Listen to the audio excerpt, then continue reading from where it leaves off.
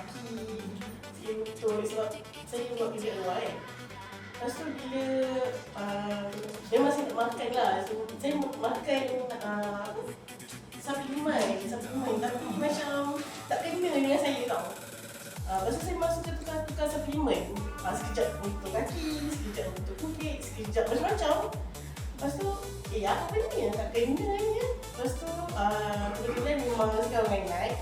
Cakap ni buat apa? Lepas tu, nak kata benda ni food, functional food. Dia cover semua. Lepas tu, tak apalah, macam tu saya dah try. Sebab saya susah sikit nak makan ubat ni. Macam kalau pahit ke, apa ke, saya memang problem sikit. So nak bagi try satu macam saya suka sangat. Saya suka.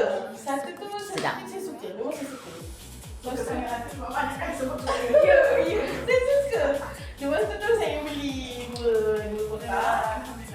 Lepas tu masa yang sama tu macam suka lah benda ni. Lepas tu saya jadi member. Sebab saya tak adalah rasa untuk menjual ke apa. Saya rasa saya suka makan benda tu sebab lepas saya makan saya bertenaga. Pukul 2 ke 3 tu saya masih boleh buat kerja di office.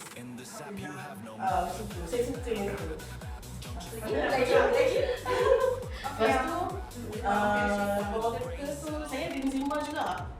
Saya enzima. Jadi saya sebab ini panas semua kan.